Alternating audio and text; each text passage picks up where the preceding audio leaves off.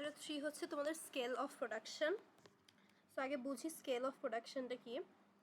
Scale of production দেখা একটা company তাদের ক্যাপাবিলিটি, তাদের হিউম্যান রিসোর্স, তাদের ইকুইপমেন্ট এগুলো ওয়াইজ যতটুকু প্রোডাক্ট বা সার্ভিস প্রডিউস করতে পারছে, বিভিন্ন মানে তার ক্ষমতা ওয়াইজ যতখানি প্রোডাক্ট আলটিমেটলি সে প্রডিউস করছে, ওইটাই scale of production. And it's very essential, মানে এটা মেজার করাটা খুবই এসেনশিয়াল। কারণ একটা কোম্পানির স্কেল অফ প্রোডাকশন যত বেশি, যত ভালো, ওটা মানে ইন্ডিকেট করে যে ওই কোম্পানিটা তত বেটার হচ্ছে। আচ্ছা, দেয়ার্স আ ফিউ যেখানে খুব মানে খুব বেসিক কিছু লাগে, based on the amount of capital invested, the number of workers,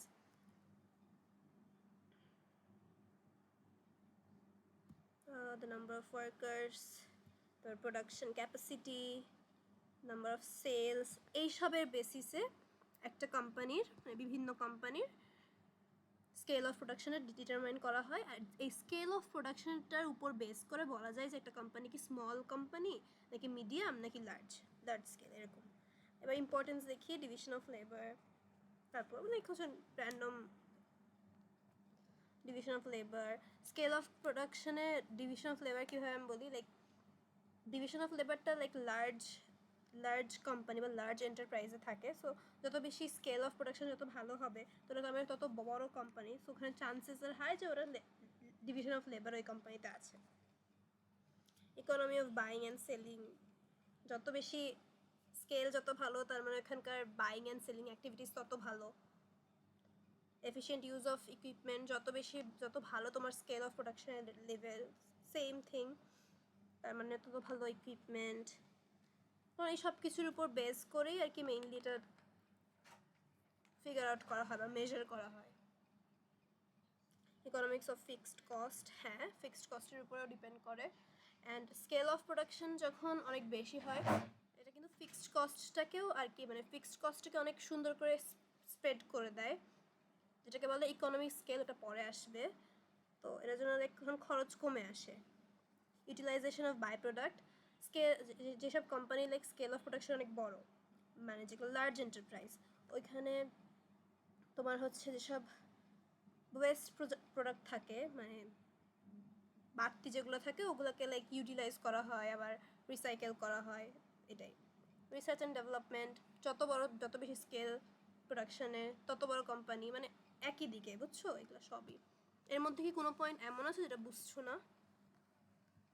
managerial economic, finance economics, like যত বেশি একটা কোম্পানির স্কেল বেশি প্রোডাকশনে, তার মানে কোম্পানির তত ভালো পজিশন, তার মানে তাদের বেশি প্রোডাকশান, ওদের বেশি নাম্বার অফ ওয়ার্কার, ওদের ভালো ইকুইপমেন্ট, ওদের সেলস বেশি, এরকম ইন্ডিকেট করে, মানে মেজারটা এরকমই। ওকে, আচ্ছা আর উই ডান? আমি কি তাহলে নেক্সট স্লাইডে যাব? তোরা না বুঝলে আমাকে বলো।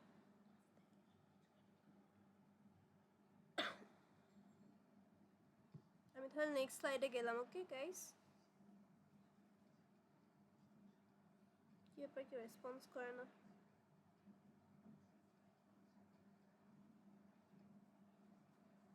আমি কলে আছি।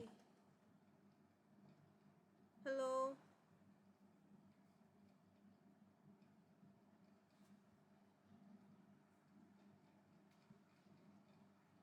হ্যাঁ, ডেভেলপিং স্ট্যান্ডার্ড অফ লিভিং হচ্ছে তোমার, দেখো যখন একটা অ্যাজ আই সেড যে একটা কোম্পানির স্কেল অফ প্রোডাকশন যত বেশি, তার মানে তত বড় লার্জ এন্টারপ্রাইজ।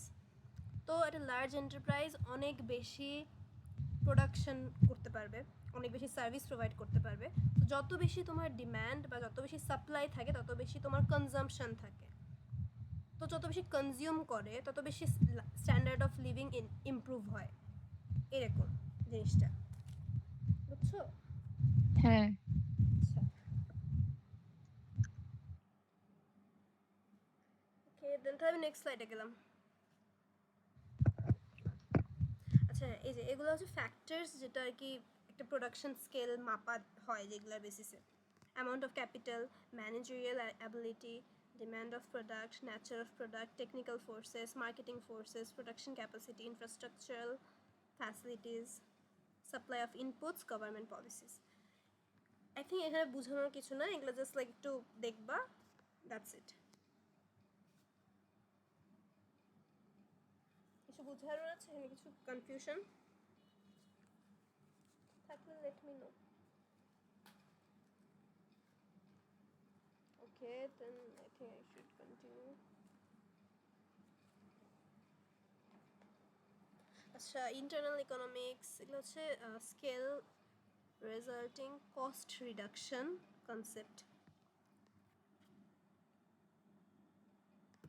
সেম থিং, যেটা ইম্পর্টেন্সে পড়ে আসলাম না, এটা জাস্ট আলাদা করে ইন্টারনাল ইকোনমিক্স অ্যান্ড এক্সটার্নাল ইকোনমিক্সে লেখা ছিল। সো আমি জাস্ট তোমাদেরকে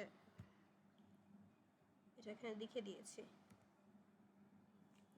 ওয়ান সেকেন্ড গাইস।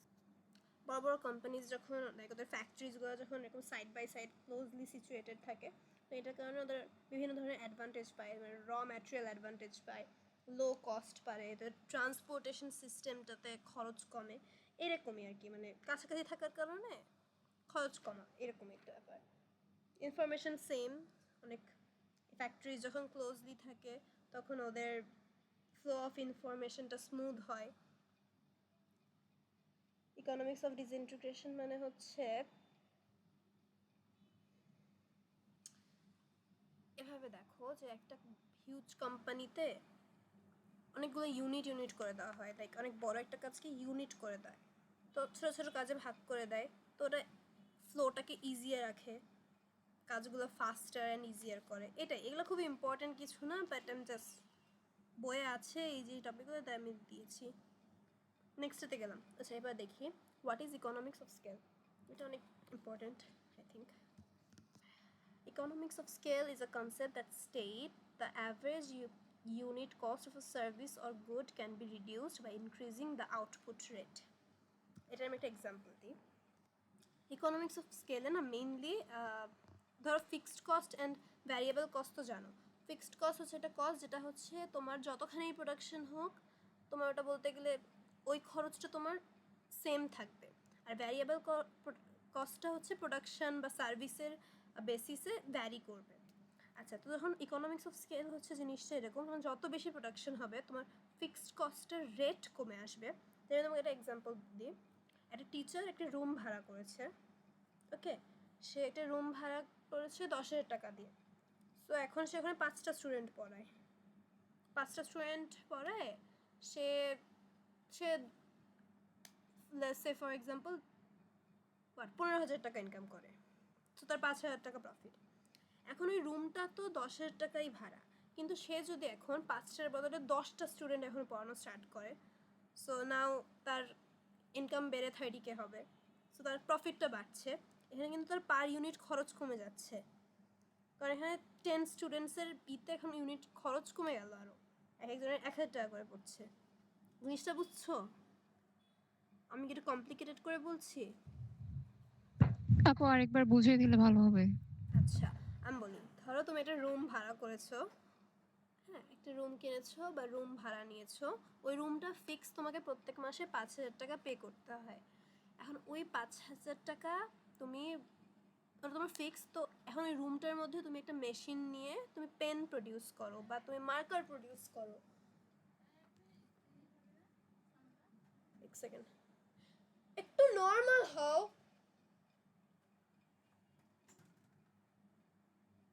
হ্যাঁ, ওকে, বা মার্কার্স কিছুটা প্রডিউস করো। তো এখন তুমি ফার্স্ট মান্থে তুমি প্রডিউস করলে 100টা মার্কার, আর তুমি 5,000 টাকা করে পে করো। ওই 5,000 তোমার ফিক্সড, ওই টাকাটা তোমার চেঞ্জ হবে না। বাট তুমি ফার্স্ট মান্থে তুমি প্রডিউস করলে 100টা মার্কার, তো ওখান থেকে তোমার একটা রেভিনিউ আসলো। বাট সেকেন্ড মান্থে তুমি 200টা মার্কার প্রডিউস করছো, তোমার এখন রেভিনিউ অনেক বেশি আসছে, বাট তোমার কস্টটা কিন্তু ফিক্সড থাকছে। তো কস্টটার বেসিসে কিন্তু তোমার, মানে তোমার ইনকামের বেসিসে কিন্তু তোমার পার ইউনিট কস্ট কমে যাচ্ছে। এটা আমি বুঝাতে পারছি না হয়তো। এখন আমি যদি ওয়েট,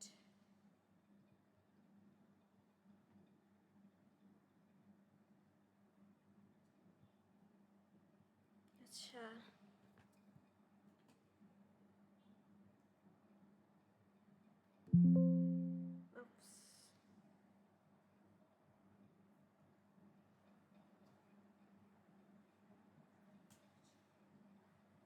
আচ্ছা লেটস সে তুমি লাইক একটা পেন ব্যাটার রুমটা আমি মানে বলছি কারণ রুম বা ফ্যাক্টরি রেন্ট বা ওয়েজেস বা স্যালারিজ এইসব হচ্ছে ফিক্সড কস্ট থাকে।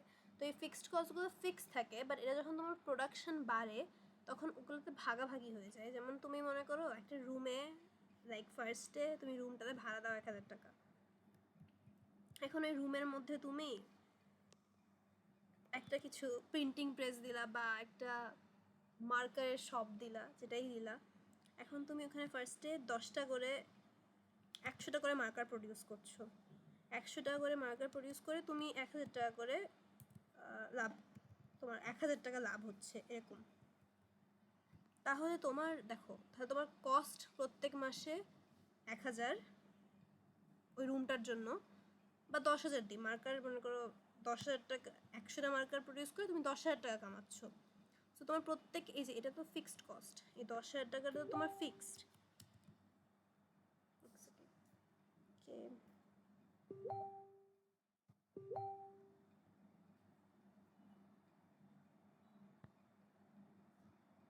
তো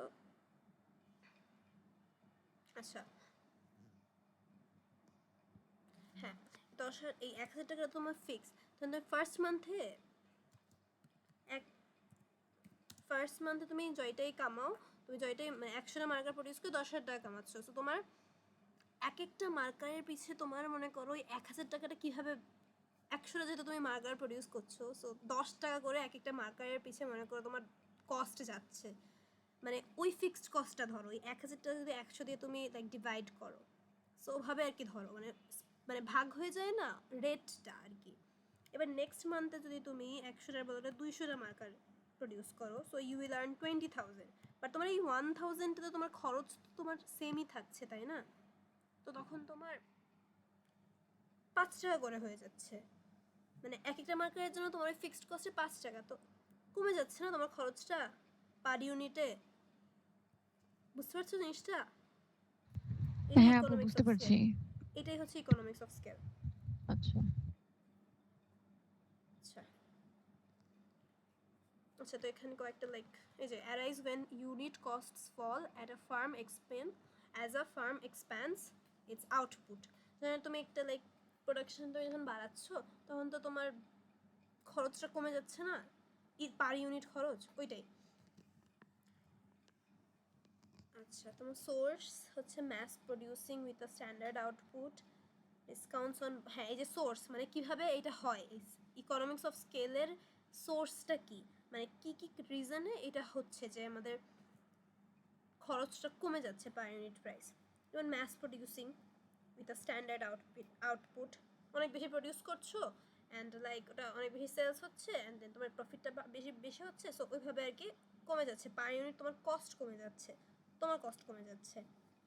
বা discounts on bulk purchases of raw material input and component part, এই যে সাপ্লায়ারদের থেকে যখন তুমি অনেক বেশি করে কিনবা, ধরো most of the time large ইন্ডাস্ট্রিটা তো অনেক বেশি অর্ডার দেয়, বেশি বেশি করে কিনে, যখন তুমি অনেক বেশি করে কিনলা তখন তোমার অ্যামাউন্ট কমে যাবে, ডিসকাউন্ট পাবা সাপ্লায়ারের থেকে। দ্যাটস হাউ তখন তোমার ওইখানেও তোমার পার ইউনিট খরচটা কমে যাচ্ছে। তুমি যখন একটা মানে তুমি ধরো একটা আম ধরো 10 টাকা অ্যান্ড দেন তুমি যখন একসাথে 20টা কিনলা তখন তোমার 200 টাকা পড়বে না, তখন তোমাকে ওরা 150 টাকায় দিয়ে দিচ্ছে, তখন একটার দাম অনেক কমে আসে না, আরও কমে আসে 10 টাকার থেকে, এরকম জিনিসটা। আচ্ছা, benefit fixed production cost over a large production volume, ওইটাই যখন ফিক্সড প্রোডাকশনে তোমার ফিক্সড কস্টগুলো থেকে কমে যাচ্ছে, লার্জ প্রোডাকশন ভলিউম প্রডিউস করার জন্য তোমার ফিক্সড প্রোডাকশনের কস্ট কমে যাচ্ছে। ওই যে একটা আমি যে রুমের এক্সাম্পল দিলাম ওইটাই এরকম টাইপের। Cost savings associated with spreading marketing and advertising cost over a large volume of output, এটা ইজ লাইক, আচ্ছা এটা হচ্ছে লাইক তুমি ধরো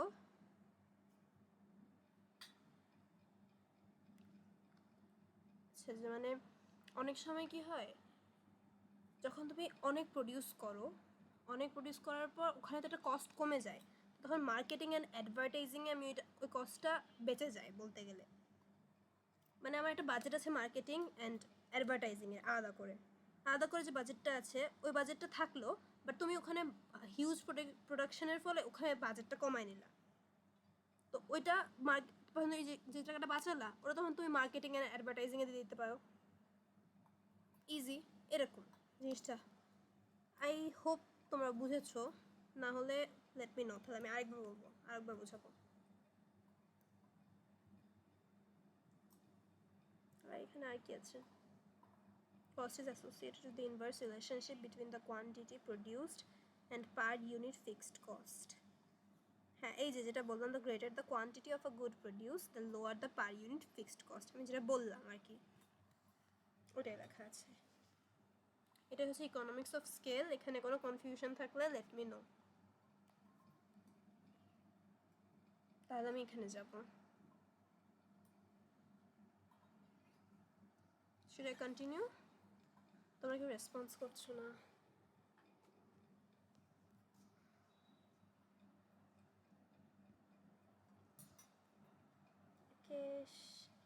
আচ্ছা, আমায় কি শোনা যাচ্ছে আদৌ? হ্যাঁ আপু শোনা যায়। আচ্ছা, তাহলে আমি কন্টিনিউ করলাম।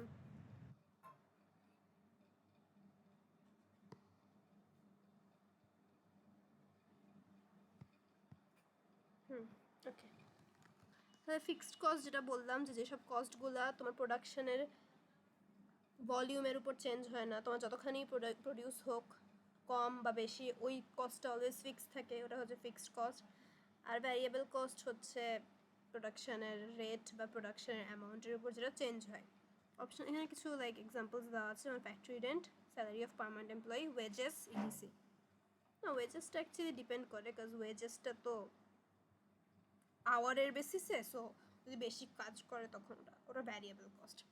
আচ্ছা, variable cost is the cost that changes with increase or decrease in production or sales volume. I think এখানে বোঝার কিছুই নাই। আর এই যে, so the average production cost decreases to a certain level as the volume of production increases. This condition is called economics of scale. এখানে আবার এটা লেখা আছে। এগুলো সেম থিং, যে কীভাবে এক্স্যাক্টলি ইকোনমিক্স অফ স্কেলটা হয়, কাজ করে, সেটা হচ্ছে স্প্রেডিং দ্য ফিক্সড কস্ট।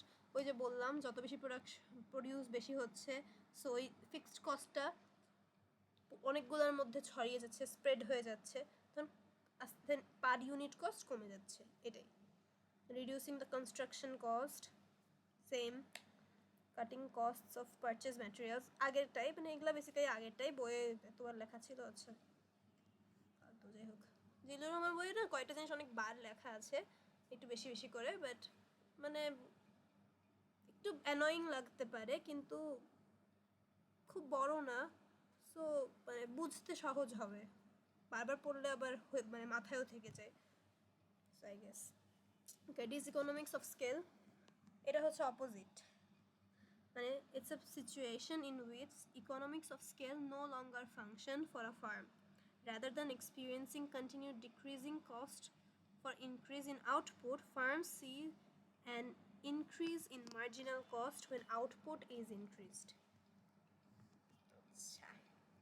মানে ঠিক জাস্ট ইকোনমিক্স অফ স্কেলের অপোজিট, পার ইউনিট কস্ট বাড়ে।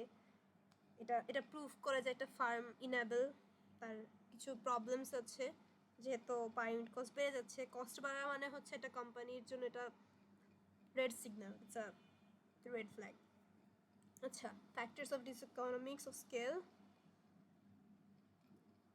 cumbersome bureaucracy, লাইক অনেক বেশি আমলাতন্ত্রের জন্য, এটা তোই না। আচ্ছা, মানে আচ্ছা, তারপর হচ্ছে the high cause of geographical expansion, high legacy cost, মানে এগুলো জাস্ট এক্সাম্পল কি কি কারণে ডিসইকোনমিক্স অফ স্কেলটা হয়।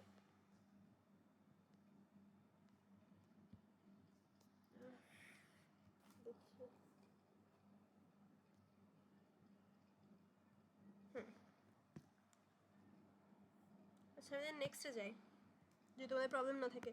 ডিসইকোনমিক্স অফ স্কেল বা ইকোনমিক্স অফ স্কেলে কারোর কোনো প্রবলেম আছে বুঝতে? আপু ডিসইকোনমিক্স আরেকবার কি বোঝান? আচ্ছা, ডিসইকোনমিক্সটা হচ্ছে ঠিক তোমার ইকোনমিক্স অফ স্কেলের অপোজিটে।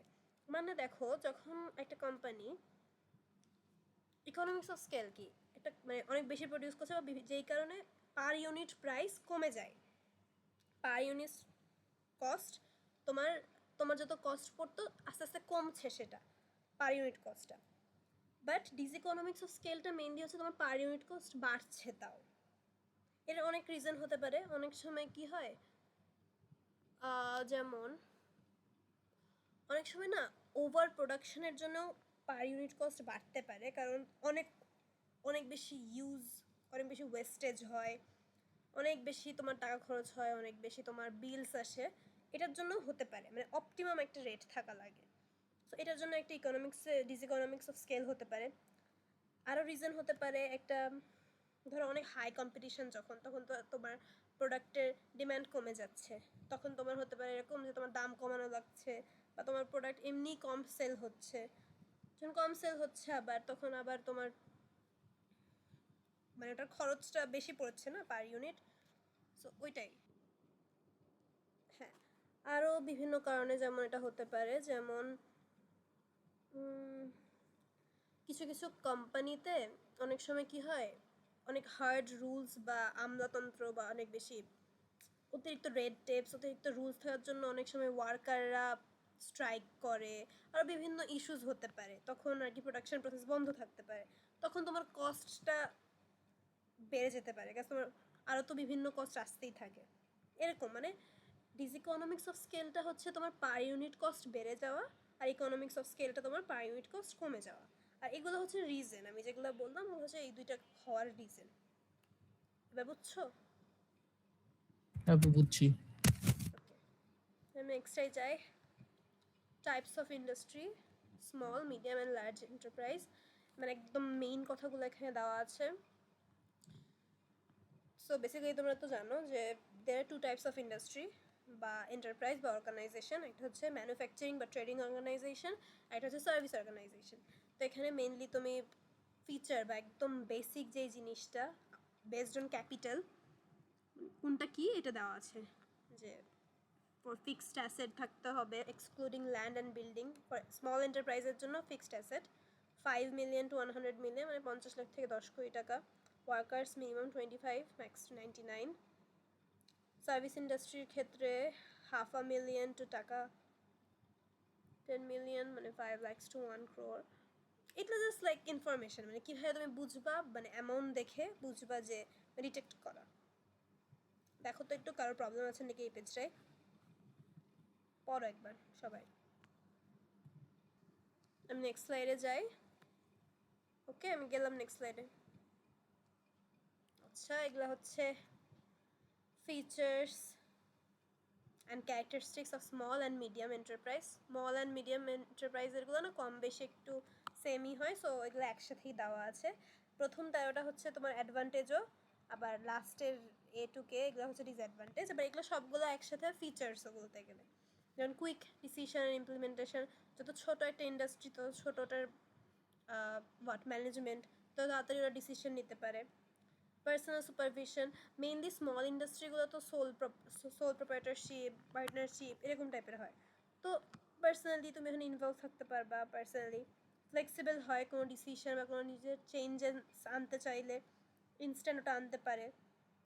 স্মল ক্যাপিটাল রিকোয়ার্ড, এ তো বোঝার কিছুই নেই, অল্প টাকা দিয়ে বা অল্প মূলধন দিয়েই স্টার্ট করতে পারে। মেইনটেনিং সিক্রেসি, যেহেতু কম মেম্বার, এগুলো হচ্ছে সোল প্রোপ্রাইটারশিপ বিজনেস বা পার্টনারশিপ বিজনেসও আর কি মানে সিমিলার টাইপের। পড়বো নেক্সট দিনই পড়বো ওই চ্যাপ্টার দুইটা ম্যানেজমেন্টের। আচ্ছা, মেইনটেনিং সিক্রেসি, যেহেতু একটা কোম্পানি বেশি খুব বেশি মানুষ ইনভলভ থাকে না, ওই 1-2 জন কমজন, সো সিক্রেসি মেনটেন করা যায়। তারপর এফিশিয়েন্ট ম্যানেজমেন্ট, যেহেতু অনেকজন নাই, একজনই বা কয়েকজন মিলে করছে ম্যানেজমেন্ট, ছোটো কোম্পানি তো সামলানো সহজ। And then relation with employees, যত ছোট ইন্ডাস্ট্রি তত বেশি লাইক যে মালিক সে তার এমপ্লয়িজদের সাথে তত মানে তত কম হায়ার কি, তখন লেভেলস অনেক কমে যায়, তখন তত ওদের রিলেশনে তত বেশি ডাইরেক্ট হয়। That's what it is. আচ্ছা, দেন রিডিউস ওয়েস্টেজ, ছোট কোম্পানিতে মানে বিভিন্ন এটাতে তো জানাই যে ওদের অ্যামাউন্টও কম খরচ হয়, সো ওয়েস্টেজও কম। যত বেশি লার্জ একটা কোম্পানি তত বেশি ওয়েস্টেজ, তত বেশি পলিউশন, তত বেশি ওদের ডার্ট যেটাই হোক। Increasing labour productivity, employment, easy formation, কাস্টমাইজেশনটা অনেকটাই ফ্লেক্সিবিলিটির মতোই। ক্রিয়েটিং এন্টারপ্রেনার মানে স্মল ইন্ডাস্ট্রি বা মিডিয়াম ইন্ডাস্ট্রি বা এন্টারপ্রাইজ, এগুলো হচ্ছে একজনই শুরু করতে পারে খুব ইজিলি, মানে জিনিসটা এরকম অনেকেই স্টার্ট করে, মানে এগুলো সো যেহেতু এগুলো একটা সুযোগ দেয় ইজিলি একটা বিজনেস ফর্ম করার, সো ওটাই বলছে যে creating entrepreneur. And then we have the disadvantages, problem of মডার্নাইজেশনের জন্য অনেক খরচ হয়, স্মল আর মিডিয়াম ইন্ডাস্ট্রিদের এত বেশি বাজেট থাকে না, সো দ্য টেকনোলজিক্যাল ডেফিসিটও থাকে। সো এইটাই, lack of sufficient capital, same thing, wastage of by product মানে যে অনেক ধরনের রিসাইক্লিংয়ের জিনিসটার জন্য তো অনেক ধরনের অ্যাডভান্সড টেকনোলজি লাগে, সেগুলো তো স্মল আর মিডিয়াম ইন্ডাস্ট্রি তত বেশি থাকে না, ওইটাই। সো ওই বাই প্রোডাক্ট যেগুলো থাকে ওগুলা ওয়েস্ট হয়। ল্যাক অফ রিসার্চ, মানে যত ছোট একটা ইন্ডাস্ট্রি তত ওদের রিসার্চ সেক্টরটা তত ছোট, সো তত বেশি ওদের তো কম ওদের রিসার্চ, মানে এদের অ্যাডভান্টেজ আর ডিসঅ্যাডভান্টেজগুলো লার্জ ইন্ডাস্ট্রির থেকে জাস্ট অপোজিট। আচ্ছা, কম্পারেটিভলি লোয়ার এমপ্লয়মেন্ট ক্রিয়েট করে, বাট ওই যে অ্যাজ উই সি যে এখানে দেখো 25 to 99 মানুষ এমপ্লয় করে, আর লার্জ ইন্ডাস্ট্রির ক্ষেত্রে অনেক আরও বেশি, 300 ওয়ার্কার্স অ্যাটলিস্ট। সো এইটাই মানে বেসিক্যালি ডিসঅ্যাডভান্টেজগুলো কম্পেয়ারিং উইথ লার্জ এন্টারপ্রাইজ এরকম। দেন ল্যাক অফ ট্রেনিংয়ের ব্যবস্থা স্মল ইন্ডাস্ট্রিতে কম থাকে। Unequal competition, high production cost, obviously high production, যত কম প্রোডাকশন, কারণ small and medium enterprise obviously large এন্টারপ্রাইজের থেকে অনেক কম প্রোডাকশন করে, আর যত কম প্রোডাকশন তত বেশি খরচ, মানে পার ইউনিট প্রাইস তত বেশি না, এরকম মানে স্কেল অফ প্রোডাকশনটা তো এদের লেভেল কম, এইটাই। আই থিঙ্ক এখানে কোনো প্রবলেম নয়, তোমাদের থাকলে আমাকে বলো।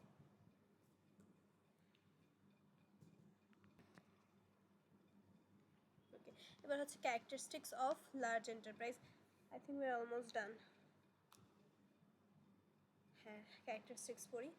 ইউজ অফ ইকুইপমেন্ট, যত বেশি লার্জ ইন্ডাস্ট্রিগুলোতে সবগুলোতে অনেক বেশি মডার্ন ইকুইপমেন্টস, অনেক বেশি টেকনোলজি, মানে ওদের বেসিক্যালি ওদের প্ল্যান্টটা অনেক ভালো, প্ল্যান্ট বা ওদের লেআউটটা খুবই ভালো, অনেক এক্সপেন্সিভ যেহেতু।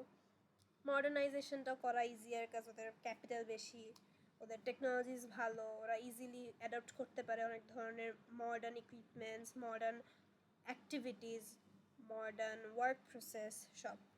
Economics in marketing expense, due to buying materials at higher amounts the overall cost is low, লেখাই আছে।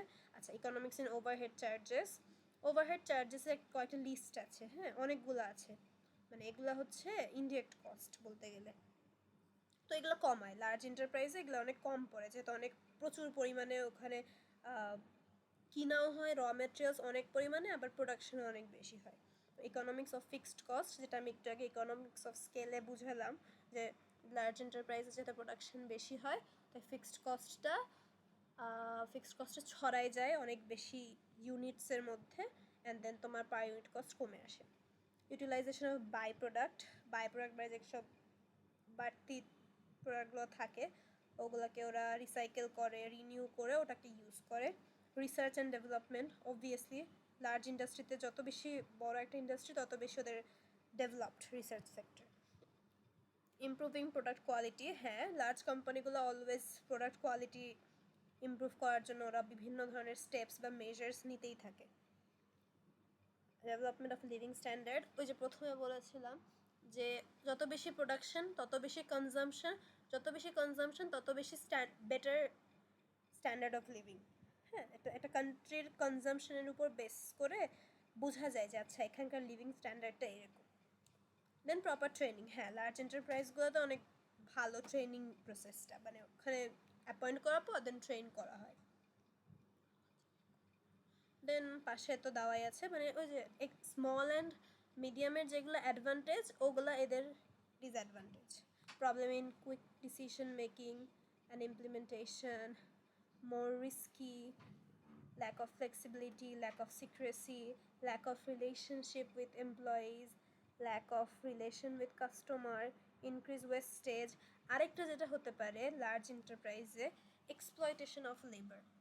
লার্জ এন্টারপ্রাইজগুলোতে কিন্তু অনেক বেশি লেবার এক্সপ্লয়টেশনের ব্যাপারটা দেখা যায়, এটা নাই বইয়ে বাট মানে আমরা জানি।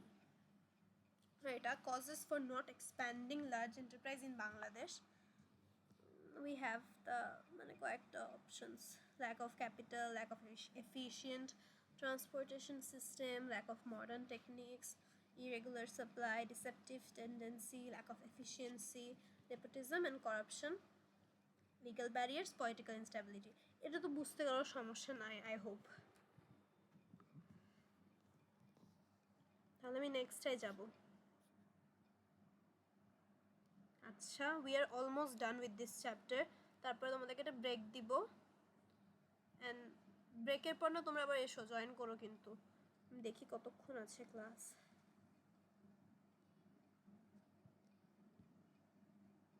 আচ্ছা 3 মিনিটস,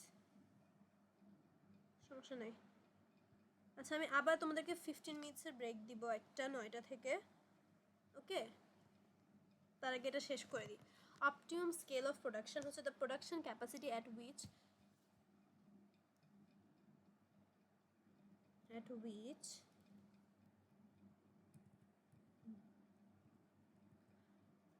আচ্ছা basically the production capacity at which per unit cost হচ্ছে সবথেকে কম। কি লিখেছি আমি? which cost per unit is, আচ্ছা আমি পরেটা ঠিক করছি।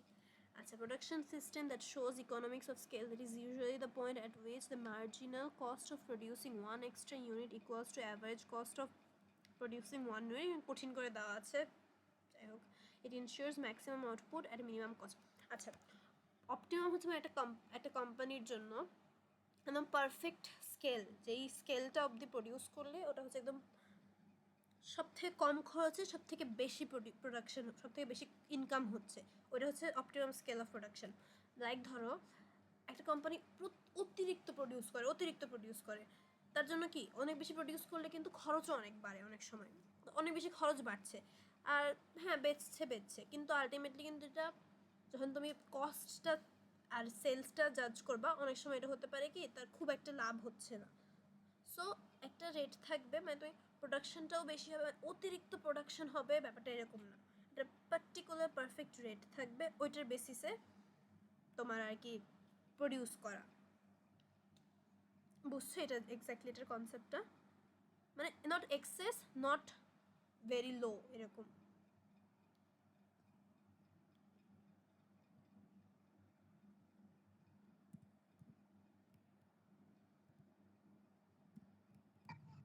জি। ওকে, এগুলা হচ্ছে জাস্ট অ্যাডভান্টেজ ডিসঅ্যাডভান্টেজ। আবার ক্লাস তো শেষ হয়ে যাবে, টাইম তো বেশি। সমস্যা নাই, আবার জয়েন করবেন 9টা 15তে আবার জয়েন করবো, ওকে?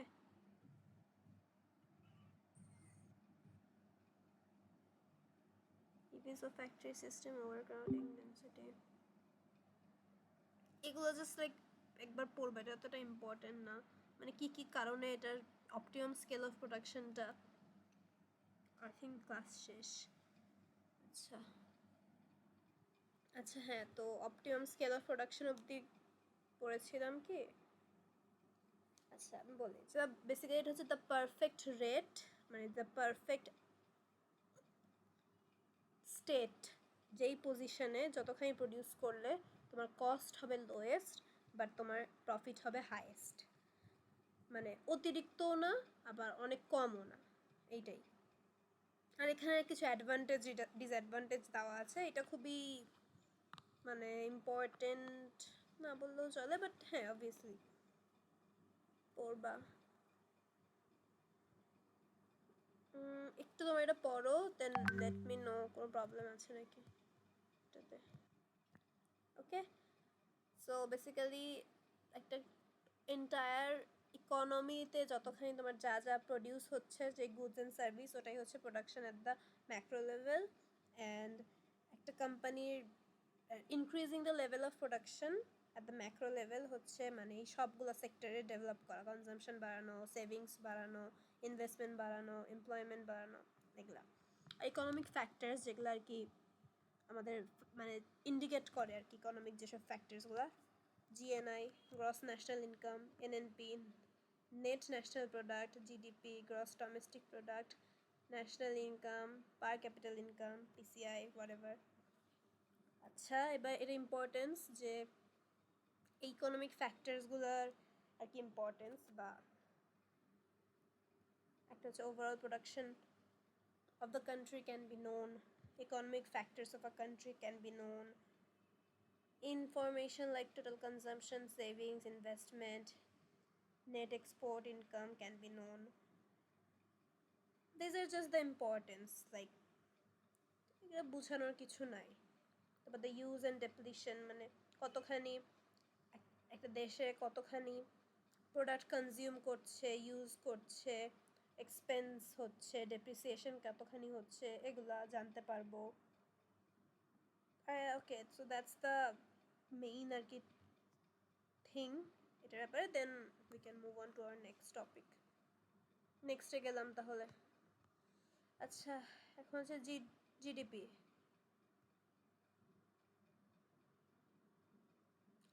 So GDP is the monetary value of all goods and services produced by the citizen and the foreigners within a geographical border over a specified period of time. এই specified period of time টা mainly হচ্ছে 1 বছর, কারণ সব country GDP বলতে গেলে 1 বছরেই গণনা করে। আচ্ছা, তো জিডিপি তো মানে একটা দেশের বা একটা রাষ্ট্রের মধ্যে যতখানি যা যা প্রডিউস হচ্ছে, সেটা একটা ফরেন কোম্পানি করুক, একটা ফরেন সিটিজেন করুক, বা আমাদের দেশের মানুষরাই করুক, ওই টোটালটা হচ্ছে জিডিপি, গ্রস ডোমেস্টিক প্রোডাক্ট। এখানে জাস্ট লাইক কিছু বেসিক কথা লেখা আছে যেগুলো আর কি বলছি। Only the goods and services produced within the country is counted in this calculation. যেমন ধর বাইরের দেশে এই দেশি কেউ আছে, বাট সে কিন্তু এই জিওগ্রাফির মধ্যে নাই, সো ওটা জিডিপিতে কনসিডার করা হবে না, তার গুডস বা তার প্রোডাকশনগুলো। বা একটা কোম্পানির এই দেশে একটা ব্রাঞ্চ আছে, মানে মেইনলি এই দেশে, বাট সেটা বাইরেও ব্রাঞ্চ আছে, ওই ব্রাঞ্চের ইনকাম কিন্তু কনসিডার করা হবে না, এরকম জিনিসটা। হ্যাঁ, এই যে লেখা আছে এটাই, known as the health of economy calculator, done on an annual basis. Estimating GDP, মানে GDP calculation you can say, two types এর, একটা হচ্ছে expenditure approach, total spending, আর একটা হচ্ছে income approach। মানে বেসিক্যালি জিডিপি ক্যালকুলেশনটা আর কি এখানে বলছি, কি কি ওয়েতে ক্যালকুলেট করা যায়। এটা হচ্ছে ইনকাম অ্যাপ্রোচ, আর এটা হচ্ছে এক্সপেন্স অ্যাপ্রোচ। যেমন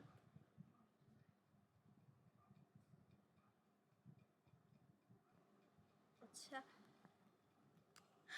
ওকে, সো এক্সপেন্ডিচার অ্যাপ্রোচটার 4টা ভাগ আছে আবার, মানে যে 4টা জিনিস আর কি কাউন্ট করা হয় এই এক্সপেন্ডিচার অ্যাপ্রোচে। এটা হচ্ছে কনজামশন, একটা ইনভেস্টমেন্ট, একটা গভর্নমেন্ট পারচেজ, আর এটা হচ্ছে নেট এক্সপোর্ট। সো কনজামশন হচ্ছে আমাদের যেসব পার্সোনাল হাউস হোল্ড সেক্টরে যেসব খরচ হয় বা যেসব আমরা ইউজ করি, বা গুডস অ্যান্ড সার্ভিস যেগুলো আর কি হাউস হোল্ড সেক্টরটা, within the household sector, যেটা পার্সোনাল কনজামশনের জন্য ইউজ হয়। ইনভেস্টমেন্ট হচ্ছে for business sector, purchase of new capital goods, purchase of raw materials, all that, business inventories, এইসব হচ্ছে ইনভেস্টমেন্ট সেক্টর। তারপর গভর্নমেন্ট পারচেজ, মানে যেগুলো পাবলিক সেক্টরে ইউজ হয়, বা পাবলিক সেক্টরে যেসব খরচ হয়, defence, communication, education, health care, যাই হোক, ট্যাক্স, এইসব হচ্ছে গভর্নমেন্ট সেক্টর বা গভর্নমেন্ট পারচেজ। নেট এক্সপোর্ট হচ্ছে, নেট এক্সপোর্ট মানে the difference between exports and imports basically. তো আচ্ছা, হ্যাঁ, এই যে এটা হচ্ছে এক্স এন হবে, যেন ইজি বোঝা যায়। হ্যাঁ, নেট এক্সপোর্ট মানে এক্সপোর্ট আর ইম্পোর্টের মধ্যে যে ডিফারেন্সটা ওইটা আর কি অ্যাড হবে। এই 4টা টপিক হচ্ছে এক্সপেন্ডিচার অ্যাপ্রোচের মধ্যে পড়ে। এই 4টা অ্যাড আপ করে ক্যালকুলেশন হয়ে যেটা, ওটা হচ্ছে জিডিপি। এটা হচ্ছে এক্সপেন্স অ্যাপ্রোচে, যেমন C plus I plus G plus X N, মানে হচ্ছে এই যেটা এক্সপোর্ট মাইনাস ইম্পোর্ট। ওকে, বুঝেছো? নেক্সটে যাই। আচ্ছা, দেন হচ্ছে income approach, all the final goods and services are produced using factors of production. By summing up the factor payments, we can find the value of GDP, but some adjustments are required. যেমন factors of production যেমন employee salaries, wages, fringe benefits, social security, contribution and health and pension plans এইসব আছে, এগুলো আর কি extra adjust হয়। আচ্ছা, income অ্যাপ্রোচে ফার্স্টে কী কী add হয়, যেমন রেন্ট থাকে। রেন্ট এটা আমরা মার্কেটিংয়ে পড়েছিলাম। রেন্ট হচ্ছে প্রপার্টি ওনাররা পায় রেন্ট, ক্যাপিটাল সাপ্লায়াররা পায় ইন্টারেস্ট, তারপর প্রপারেটর্স বা এন্টারপ্রেনাররা পায় প্রফিট, যেটাকে এখানে প্রপারেটর্স ইনকাম দেওয়া, এটা হচ্ছে প্রফিট। তারপর corporate portfolio is income of the corporation বা স্টক হোল্ডারদের হচ্ছে বেসিক্যালি ওরা একটা ডিভিডেন্ড পায়, ওগুলো আর কি। এখানে বেসিক্যালি ওগুলার কথা বলা হয়েছে। ওটা আইদার ওরা ডিভিডেন্ডটা নেয় বা ওটা আবার রিইনভেস্ট করে। আর এই সবগুলোর সাম হচ্ছে এনআই। আমি কি ওটা বাদ দিয়েছি না? আচ্ছা, অ্যাডজাস্টমেন্ট কী কী হয় দেখো। ইনডিরেক্ট বিজনেস ট্যাক্স যেগুলো, এগুলোও অ্যাড হয়। তারপর বিজনেস প্রপার্টি ট্যাক্স, এগুলোও অ্যাড হয়। এগুলো না বেসিক্যালি যেগুলো অ্যাড হয় বা যেগুলো মাইনাস হয় এগুলো একটু মনে রাখলেই হবে, এখানে দেওয়া আছে। ডেপ্রিসিয়েশন হচ্ছে অ্যানাদার কস্ট হিসেবে অ্যাড হয়। তারপর নেট ফরেন ফ্যাক্টর, ইনকাম, এইসব। কম্পিউটিং দ্য জিডিপি, এখানে এটা হচ্ছে অ্যাকচুয়াল ফর্মুলা, এটা থেকেই আসলে compensation of employees, rent, income, proprietors income, corporate profit, এই যেগুলা ফ্যাক্টরস অফ প্রোডাকশন থেকে আর কি, প্রোডাকশনের যে এলিমেন্টসগুলো ওই ফ্যাক্টরসগুলো থেকে আর কি যেসব ইনকামগুলো হয় ওগুলো আছে। দেন কম্পেনসেশন অফ এমপ্লয়িজ, যেগুলো এই যে উপরের কম্পেনসেশনগুলো আছে। তারপর ট্যাক্স, তারপর depreciation, net profit for foreign factor income, এগুলা। দিস ইজ দ্য ফর্মুলা, মানে এইগুলো দিয়ে তুমি আর কি ক্যালকুলেট করবে। এখানে সেটা ফর্মুলা, এগুলো মুখস্থ করার আর এখানে বোঝার কিছু নাই। ওকে, যদি তোমরা বুঝো তাহলে আমি আর কি কোনো কোয়েশ্চেন থাকলে বলতে পারো, নাহলে আমি নেক্সট স্লাইডে যাচ্ছি। ওকে, দেন দ্য জিএনপি কনসেপ্ট। বেসিক্যালি জিডিপিটা তাহলে কী হলো আমি বলি একবার। সেটা হচ্ছে একটা জিওগ্রাফিক্যাল বাউন্ডারির মধ্যে যত কিছু প্রডিউস হচ্ছে, যত গুডস অ্যান্ড সার্ভিস, ওইটার ক্যালকুলেশন। জিএনপি হচ্ছে quantitative measure of a nation's total economic activities, generally assess yearly or quarterly. আচ্ছা, এখানে যেটা হয় এই পয়েন্টগুলো পড়ি। GNP equals GDP plus income earned by domestic residents through foreign investment. মানে এই দেশে থাকে বা এই দেশের সিটিজেন, বাট সে বিদেশে থাকে, তার ইনকামগুলা, তার যেসব, মানে সে তো বাউন্ডারির বাইরে থাকছে বা বাউন্ডারির বাইরে সে বিজনেস করছে, বাট সেটাও কাউন্ট করা হবে জিএনপিতে, যেটা কিন্তু জিডিপিতে করা হতো না। GDP is all about the geographical location. ওই ভিতরে যা যা আছে, ফরেনাররা থাকলে তাদেরটাও ক্যালকুলেট হবে, না থাকলে হবে না, এরকম। তারপর এটা হচ্ছে, আর জিএনপিটা হচ্ছে income earned by the domestic residents through foreign investments minus the income earned by foreign investors in the domestic market. ফরেনরা যেটা আমাদের এখানে যেটা করে ওটা অ্যাড হবে না, কাইন্ডা আর কি অপোজিট। আমাদের দেশের মানুষ বাইরে আছে, তারা যেটা ইনকাম করছে ওটা আমাদের ইকোনমিতে অ্যাড হবে, বাট ওদেরটা যেটা আছে ওটা অ্যাড হবে না, বুঝছো? আচ্ছা, GNP in service produced by countries firm operating in, হ্যাঁ এটা অ্যাড হয়, মানে এই দেশের কোনো ফার্ম বিদেশে আছে, বিদেশে অপারেট করছে। আমি যেটা তখন বললাম যে কোনো ব্রাঞ্চ যদি বাইরের দেশে থাকে ওটা তো জিডিপিতে অ্যাড হবে না, বাট জিএনপিতে ওটা অ্যাড হবে। আর higher GNP leads to a higher quality of living, all other things being equal. মানে অন্যান্য শব্দগুলো যদি নর্মাল থাকে, অন্যান্য ফ্যাক্টরসগুলো, তাহলে জিএনপি বেশি বাড়লে এটার মানে হচ্ছে এটা দেশের ক্যাপাবিলিটি বাড়ছে, কোয়ালিটি অফ লিভিং বেটার হচ্ছে। It does not include goods and services produced by foreign producers. As I said, যেটা উপরে বললাম ওইটাই। Expatriates income is also calculated in GNP. এইটাই, ওই যে আমাদের দেশের মানুষ বাইরের দেশে আছে, ওদের যেটা ইনকাম হচ্ছে ওইটা ক্যালকুলেট করা হবে। আচ্ছা, দেন এটারও সেম দুইটা অ্যাপ্রোচ, ওই একটা ইনকামের অ্যান্ড এক্সপেন্সের। দেন ইনকামের পয়েন্ট অফ ভিউতে হচ্ছে income or earnings received by the country's factors and production, factors of production হবে এই যে ঠিক আগেরটার মতোই, land, labour, capital, all that. এর ফর্মুলা দেওয়া আছে GNP, wages plus interest income plus rental income plus profit. And then এক্সপেন্সেরটার ক্ষেত্রে হচ্ছে সেম ওইটার মতোই কম বেশি, খালি এই যে অ্যাডজাস্টমেন্টটা হলো না এখানে, যে income earn by domestic residence through foreign investment, আর ইনকাম এটা অ্যাড হবে, আর মাইনাস হবে হচ্ছে income earn by foreign investors in domestic market. এইটাই just mainly difference. And then we have the formula এখানে দেওয়া আছে, so let's go through that. এটা জিডিপির আর এটা জিএনপির। আচ্ছা, এখানে ডিফারেন্স দেওয়া আছে, লাইক বুকের আমি ছবি তুলে আর কি দিয়ে দিয়েছি, পরে নিয়েও ওই যে জিএনপি অ্যান্ড জিডিপির ডিফারেন্স, জিডিপি অ্যান্ড এনডিপিরও আছে, এনডিপি এখন পড়বো।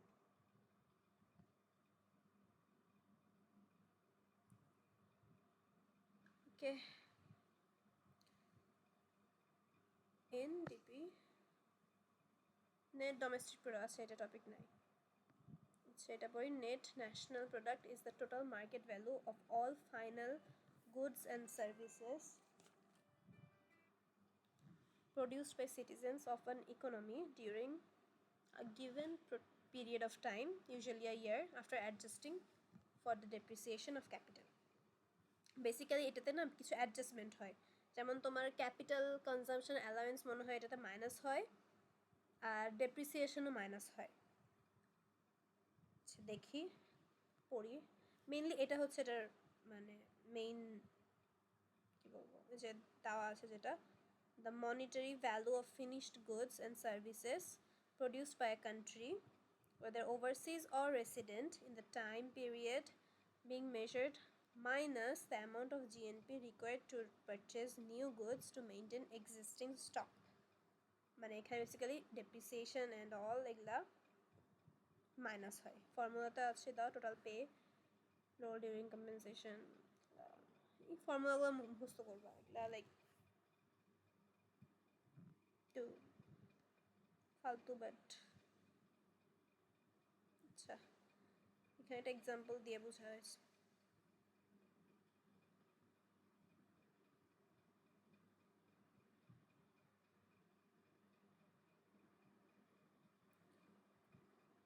The NNP in an economy is the GNP after deducting the loss due to depreciation. এখানে ফর্মুলা আছে GNP minus DC or CCA. DC হচ্ছে depreciation cost আর CCA হচ্ছে capital consumption allowance. যেমন if the GNP of a country in fiscal year 24 to 25 is টাকা 500 crore, capital consumption allowance is টাকা 100 crore, and indirect tax is 80 crore, then the NNP will be 500 minus 100 is equal to 400 crore. Indirect tax কিন্তু minus হবে না। So basically জিনিসগুলো যেসব ফ্যাক্টরগুলো plus হচ্ছে আর minus হচ্ছে ওগুলো একটু ভালো মতো দেখলেই হবে আর কি, একটু ভালো মতো করে একটু মেমোরাইজ করে নিতে হবে। হ্যাঁ, সবগুলো দেওয়া আছে এটাতে। এখানে এর মধ্যে কোনো কনফিউশন, আচ্ছা এই দুইটার ডিফারেন্সও আছে, আমি ওগুলো পিডিএফে যখন দিব তখন দিয়ে দিব। মানে ডিফারেন্স বলতে কোনটার জন্য ডিফারেন্স আছে, ওয়েট লেট মি সি। হ্যাঁ, জিএনপি অ্যান্ড এনএনপির ডিফারেন্সটা আছে, আমি এটা দিয়ে দিব পরে। এরপর ন্যাশনাল ইনকাম, কোনো প্রবলেম আছে এর মধ্যে?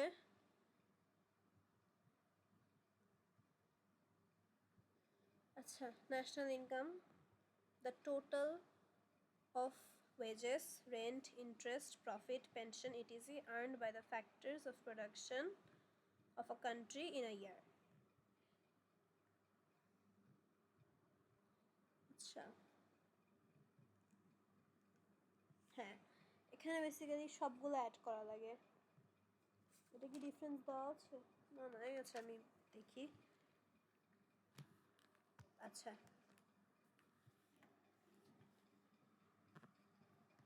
এটারও দুইটা না, এটা মনে হয় তিনটা, খুব সম্ভবত এটা তিনটা অ্যাপ্রোচ। আচ্ছা, এটারও লাইক তিনটা মেথড। এটা হচ্ছে প্রোডাক্ট মেথড, মানে the method in which the net output or the production of various communities is estimated or evaluated in the marketplace price। আচ্ছা, সরি, মানে এখানে বেসিক্যালি এখানে ন্যাশনাল ইনকামটা মার্কেট প্রাইস, একটা বাজার মূল্যর উপর বেস করে ক্যালকুলেট করা হয়। এটা দুইটা স্টেপ আছে, একটা হচ্ছে monetary value of the commodities, internally ওটা ক্যালকুলেট করা, মানে হচ্ছে কস্টটা আর কি, কস্টটা না সরি, হ্যাঁ, উইদিন দ্য কান্ট্রি কস্টটা। আর সেকেন্ড হচ্ছে foreign business transaction that were performed during the financial year. And তারপর ফর্মুলা ন্যাশনাল, সবগুলোরই তিনটারই আলাদা আলাদা formula, GNP minus cost of capital minus depreciation minus income tax, এগুলো কিন্তু সব মাইনাস হয়ে যাবে জিএনপির সাথে থেকে ন্যাশনাল ইনকামের ফর্মুলায়। Then income method same, various factors of প্রোডাকশনকে কনসিডার করে ওটার উপর বেসিসে করা হয়। Then this is a formula, national income is equal to national income, right, rental income plus wages plus interest plus profit, এগুলাই অ্যাড করব। আর এক্সপেন্ডিচার মেথড, এখানে কোনো ফর্মুলা আছে না, এটাতে তো কোনো ফর্মুলা নাই বইয়ে।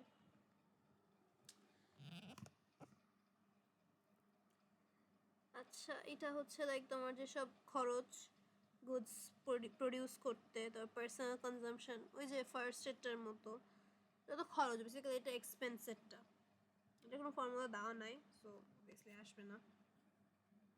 নাহলে ওই যে কনজাম্পশন, তারপর আমাদের ইন্ডাস্ট্রিয়াল যেসব এক্সপেন্স, জিডিপি, এইসব, এটা হচ্ছে এক্সপেন্ডিচার মেথডে এগুলো কনসিডার করা হয়। এটা হচ্ছে ন্যাশনাল ইনকামের টপিক ছিল, জাস্ট লাইক ফর্মুলাগুলো মেইনলি ইম্পর্টেন্ট, আর লাইক ডেফিনেশনগুলো একই জিনিস বারবার লেখা এই টপিকগুলোতে মেইনলি, বাট এইটাই। আচ্ছা, পার ক্যাপিটাল ইনকাম হচ্ছে তুমি একটা দেশের সবার মানে অ্যাভারেজ কত ইনকাম করছে, মানে এখানে সবার, যেমন আমাদের দেশে আমি বলি, আমাদের দেশে একটা পার ক্যাপিটাল ইনকাম আছে, ওটা অনেক বেশি, যদি ওটা খুবই ইরেশনাল দেখায়। আচ্ছা, ফার্স্ট এটা আমি এটা বলি, to measure a countries standard of living usually expressed in terms of US dollar or euro. আচ্ছা, ফার্স্টে তোমাকে একটা এরিয়া চুজ করতে হবে, লাইক তুমি এরিয়াটা নিলা এত এত স্কোয়ার কিলোমিটার, ওই স্কোয়ার কিলোমিটারের মধ্যে প্রত্যেকটা মানুষ, তুমি প্রত্যেককে যাবা, প্রত্যেকের কাছে গিয়ে তুমি তার ইনকাম জিজ্ঞেস করবা, প্রত্যেকের ইনকাম জেনে ওটাকে অ্যাড আপ করে দেন লাইক টোটাল কত পার কিলোমিটার, কত কিলোমিটার ওভাবে ডিভাইড করতে হবে, বুঝছো জিনিসটা? এটাই দেন যেটা আসবে ওটা হচ্ছে পার ক্যাপিটাল ইনকাম, মানে রেটটা আর কি বেসিক্যালি, তার মানে এটা এক মাথা পিছু কত ইনকাম হচ্ছে, দ্যাটস পার ক্যাপিটাল ইনকাম। এইটুকুই, এই জাস্ট 4-5 টপিক এই চ্যাপ্টারে। অ্যান্ড দেন আরও আছে, হ্যাঁ, ইম্পর্টেন্স অফ ন্যাশনাল ইনকাম আছে, যেমন মানে এই যে যেমন এগুলো আমাদের বিভিন্ন প্রোডাকশন পারফরমেন্স বাড়াতে হেল্প করে, গ্রোথ দেখায়, তারপর কান্ট্রির বিভিন্ন ইকোনমিক ফ্যাক্টরসের ব্যাপারে জানায়, স্ট্যান্ডার্ড অফ লিভিং ইনক্রিজ করতে হেল্প করে, গাইডেন্স দেয়, কন্ট্রোল করে, বাজেট ফর্মুলেট করে, মানে এগুলো বইয়ে আছে, অ্যাডভান্টেজ ইম্পর্টেন্স এগুলো আর লিখি নাই, you guys can go through that. আমাকে বলতে আমি এটাও, আচ্ছা আমি যখন পিডিএফটা দিব এগুলো অ্যাড করে দিব, যদিও এগুলো তেমনই না। আচ্ছা,